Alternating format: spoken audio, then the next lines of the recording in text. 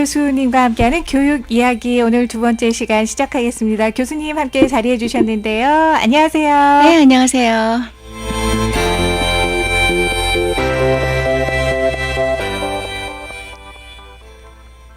자, 지난 시간에 어드밴스드 플레이스먼트 네. 테스트 AP에 대한 이야기를 시작을 해봤는데요. 네. 교수님 여담이지만 네. 한 열흘 정도 학생들 이렇게 네. 채점을 하고 리딩 한다고 하셨어요. 지난 네, 시간에 네. 보고 오셨는데 그게 6,000장 된다고요? 아, 제가 혼자 매긴 것만 6,000명 거 매겼어요. 열흘 동안에 기계처럼 딱 학생이 푼 문제를 보고 네. 그게 0점부터 9점까지거든요. 한 문제당. 네. 그 0에서 9까지 이거 썼으니까 1점, 요거 뺐으니까 2점 이렇게 해서 순식간에 보는 거예요. 몇 초 동안에. 굉장한 노력이 네. 필요할 것 같은데요. 그래서 한 6,000장쯤 본 결과가 되더라고요. 거의 그러세요. 열흘 동안. 네. 그리고 이번 주에는 또 다른 데 또 다녀오셨다면서요. 예, 이번 주에 월화에 아이오와 시리. 아이오와예요? 거기는 네. 왜 다녀오신 거예요? 아이오와 시리에는 ACT 본부가 있어요. 아, 그래요? 네. 네. 여러분 아시는 것처럼 SAT 회사랑 ACT랑 서로 라이벌이잖아요. 그렇죠. 예, 그러니까 대학교에서 ACT를 가져오거나 SAT를 가져오라고 이렇게 되게 하니까 네. 학생들이 한 개를 보거나 두 개 다 보거나 그러잖아요. 네. 근데 이번에는 ACT에 출제 가능한 문제 550개 문제를 리뷰하고 왔어요. 아, 그러면 교수님이 가셔서 550개 문제 중에 이거는 출제를 해도 된다, 아니다, 이런 감수를 해 주신 거예요? 네, 감수하고 이 문제는 레벨이 너무 높다, 너무 얕다, 아니면 문장이 네. 그 하이스쿨 커리큘럼에 맞지 않는 단어를 썼다라든가 네. 그런 거 이렇게 디테일한 걸 한 문제당 딱딱 보면서 이틀 동안에 550문제 리뷰해주고 왔어요. 아, 그러세요. 네. 아, 그런 것들도 다 교수님들의 손을 거쳐서 시험 문제로 출제가 되는군요. 예, 그거를 이제 ACT에서는 네. 아이템 리뷰라, 아이템 라이터 아니면 아이템 리뷰어 이렇게 해서 IW라고 이름을 불러요. 아, 그러세요. 예, AP는 리더라고 불렀잖아요. 네. 여기서는 IW라고 부르는데 네. 그 리뷰팀이 1년에 2번 모여요. 네. 리뷰팀은 AP처럼 많이 가서 대대적으로 채점하는 게 아니고 네. 문항을 이렇게 리뷰해 주는 거기 때문에 1년에 2번 모이고 한 번 모이면 각지에서 5명의 교수님이 딱 5명 모여서 감수를 해주고 와요. 네, 이틀 그러시군요. 동안. 아, 이렇게 교수님들의 이런 감수와 문제 출제위원이라고도 할 수 있을 것 같아요. 그렇죠? 예, 문제 출제는 굉장히 많은 교수들이 인볼브돼서 이미 출제를 해놔요. 네. 그러면 거기서 또 엄선을 해서 550개 추려놓은 것 중에서 네. 저희가 또 마지막으로 셀렉트 해주는 거예요. 네. 그러면 셀렉트된 그 문제들이 시험으로 출제가 되는 네. 거예요, 실제. 예. 네. 아, 굉장히 바쁘시게 활약을 하고 계신데요. 네. 자, 오늘 이제 근황 얘기를 들어봤고요. 네. 지난 시간에 AP에 대해서 네. 얘기를 1점부터 5점까지 채점을 한다, 이런 예. 얘기로 마무리를 했는데요. 네. 어떤 점수가 돼야 네. 소위 통과됐다, 뭐 이렇게 판단을 할 수가 있는 예, 거예요? 그게 이제 학교 레벨에 따라 다른데요. 그건 완전히 대학교 측에 달려 있어요. 아, 그래요? 대학교에서 우리는 4점이나 5점만 밸류를 두겠다. 이런 학교도 있고 조금 플렉서블한 학교는 3점도 통과를 여기는 학교도 있어요. 아, 그래요? 네. 그러면 최소한 3점, 4점, 5점은 돼야 네. 할 수 있고요. 4, 5점을 그러니까 받아야 4, 5점 받으면 안심해도 되고요. 안심해도 되는 근데 거예요. 5점을 받아놓으면 좋은 거가 나중에 특별한 경우가 생겼을 때 네. 그럴 때 그 5점의 혜택을 볼 수가 있어요. 아, 그러면 대학 네. 입학사정관들이 모든 게 다 동률인 학생 둘을 놓고 판단을 할 때 네. 판단의 근거가 될 수도 있겠네요. 그것도 될 수 있을 뿐더러 예. 그 5점짜리는 나중에 대학교 갔는데 네. 대학교에서 사정이 생겨갖고 어떤 수학 과목을 다른 과목이랑 동시에 시간이 겹쳤다. 그러면 이거를 어떻게 꼭 이수해야 되는데 어떡하나 그러면 그 사람들이 이거 들춰보고 네. LP 5점짜리가 있었구나. 그러면 이렇게 면제를 해주는 수가 있어요. 아, 그렇게도 할 네, 수가 있네요. 예. 대학에서 면제를 해준다는 건 결국은 등록금과도 상관이 예. 있는 거잖아요. 네, 등록금과 상관이 있고 그 학생이 가려는 그 진로에도 상관이 있죠. 그렇군요. 예를 들어서 엔지니어링 가려면 5점이어야 되는데 그러면 이제 다른 과로 옮겨가거나 이렇게 되는 수가 있어요. 네. 예, 도움이 많이 돼요. 이렇게 미리 드러나서 점수를 잘 받는 게 또 결국은 나중에까지도 도움이 될 수 있는 거다 얘기를 하셨는데요. 네, AP라는 것을 시험을 한번 보고 나면 네. 또 상을 준다고 들었거든요. 그건 상의 종류가 많아요. 네. 근데 그 상은 그렇게 큰 의미는 없어요. 아, 그래요? 왜냐하면 스테이트에서 남자 한 명, 여자 한 명 제일 최다로 다 많이 봐야 되고 네. 점수가 최다를 본 것 중에 평균 점수가 뭐 4점 돼야 되고 미니멈이 3점짜리가 있어도 안 되고 이렇게 여러 가지 레귤레이션이 있어가지고 네이션와이드로다가 뽑히는 남학생, 여학생 한 명 있고 스테이트에서도 또 남학생, 여학생 한 명 있고 네. 그러니까 한 대여섯 가지 카테고리가 정해져 있어요. 아, 그래서 AP 네. 시험을 보고 나서도 그런 조건에 부합하는 학생들한테는 예, 그러니까 상이 스테이트 안에서 상을 받은 건지 네이션와이드하게 상을 받은 건지 네. 아니면 많이 봐서 상을 받은 건지 아, 그런 상도 아니면 있어요. 스템 쪽으로 몇 개 이상을 스템이라 그러면 사이언스, 매스, 엔지니어링 그쪽이거든요. 네. 이과 계통 네. 그쪽으로다가 많이 봐서 상을 받은 건지 상의 종류가 많은데요. 네. 너무 AP 어워드에 중점을 둘 필요는 없어요. 그건 그렇게 큰 도움이 안 돼요. 네. 그 상에 연연하기보다는 네. 본인이 선택한 과목에서 최선을 다해서 좋은 점수를 받으면 네. 나중에 도움이 될 수 있는 거기 때문에 그러면 결과적으로 결과적으로는 주어지는 거다 이렇게 그렇죠. 예, 네. 생각하면 되겠네요. 네. 이제 지난 시간에 AP라는 것에 대해서 쭉 얘기는 해주셨는데요. 네. AP를 수강하려고 하는 학생들한테 네. 실질적으로 이런 것들은 사전에 좀 생각을 하고 네. 좀 수강을 하는 게 좋겠다 조언을 한 말씀 해주신다면요. 예, 제가 이제 AP에 대해서 조언을 드린다면요. AP 반에 가기 전까지의 과정을 충실하게 이행하는데 중점을 두세요. 이렇게 말씀을 드리고 싶어요. 그 네. 이유는 AP 이전에 SAT Subject 테스트가 있어요. 네.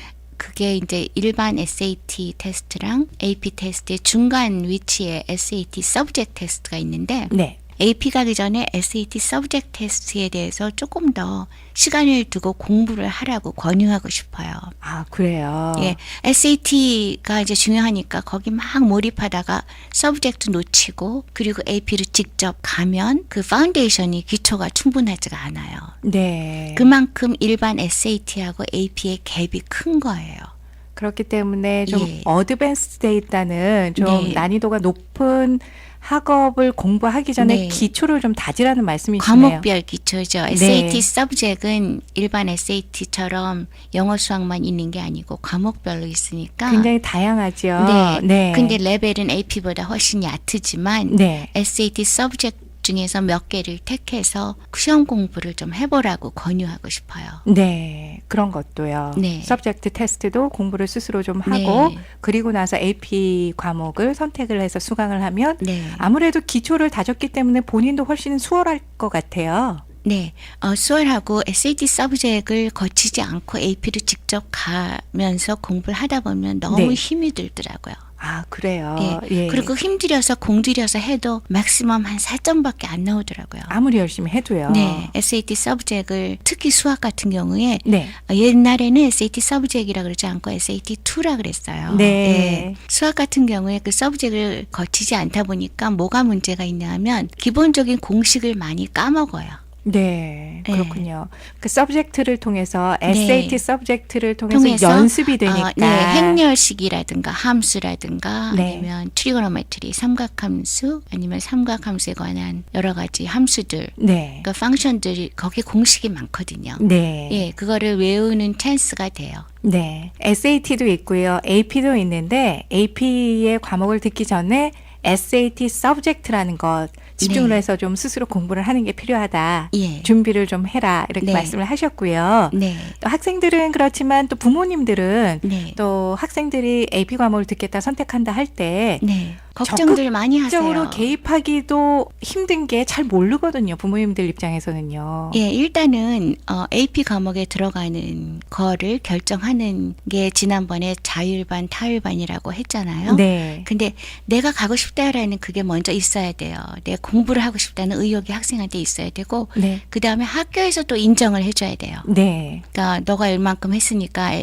AP반에 가도 잘 할만하다라고 학교랑 학부모 사이에 편지가 오가요. 네. AP 들어가기 전에 그 약간 어드미션 것처럼 사인을 받아요. 네. 그러니까 그때 부모 입장에서 충분히 아이랑 얘기를 해갖고 들어갈까 말까를 결정하는 게 좋아요. 네. 뭐 부모님 입장에서는 글쎄요 고민도 하고 예. 하겠지만 학교에서 권유를 했을 경우에는 아 우리 아이가 따라갈 수 있겠나 보구나 생각을 하고 예. 100% 가라 할 가능성이 많을 것 같긴 그럴 한데요. 가능성이 많을 것 같은데 아이가 굉장히 고생을 많이 하더라고요. 일단 가면은요. 예, 일단 가면 여러 개를 한꺼번에 드리면 네. 그러니까 좋은 거는 9학년 딱 될 때 네. 하이스쿨 들어갈 때 AP 과목에 대한 플랜을 미리 좀 짜놓는 게 좋아요. 올해는 이걸 보고 내년엔 뭐 보고 뭐 이렇게 미리 짜놓으면 그 힘들어하는 걸 좀 나눠서 하게 되니까 좀 낫죠. 네, 그렇게 해서 좀 분산을 할 수 있도록 미리 이거 역시도 미리 좀 준비를 할 필요가 있다, 계획을 할 필요가 있다 이런 말씀이시네요. 예, 모든 게 플랜인 것 같아요. 네, 그러네요.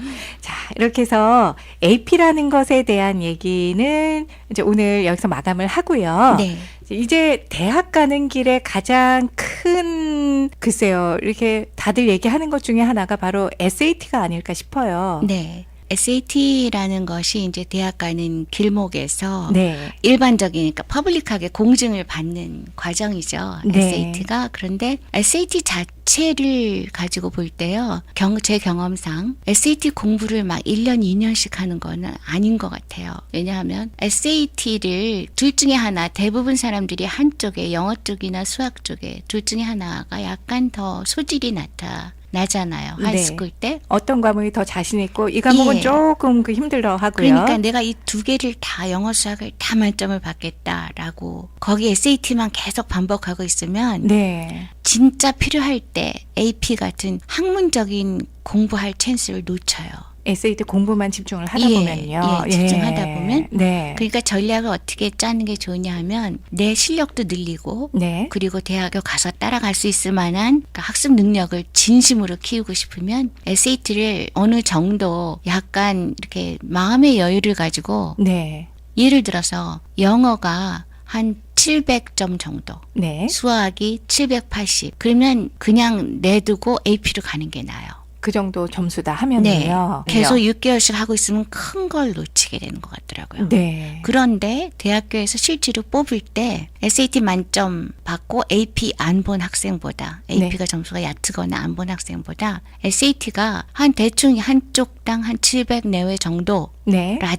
진짜 실력으로 나타날 수 있는 AP가 높으면 그쪽 학생을 택해요. 그럼 AP가 상대적으로 네. SAT만 몰두하는 게 아니라 좀 높게 평가가 돼야 되는 부분, 중요하게 생각해야 되는 부분이 있네요. 네, AP를 많이 잘하는 학생이 실력이 있는 학생이죠. 네. SAT는 레벨이 10학년 정도예요. 까지 공부한 게 네. 출제가 되는 거예요. 예. 그러니까 ACT도 마찬가지지만 출제된 내용에 그 레벨이 있어요. 네. 그러니까 SAT를 만점 받는다고 이 학생이 대학교 와서 따라갈 만한 레벨을 했다고 볼 수는 없어요. 아, 그런가요?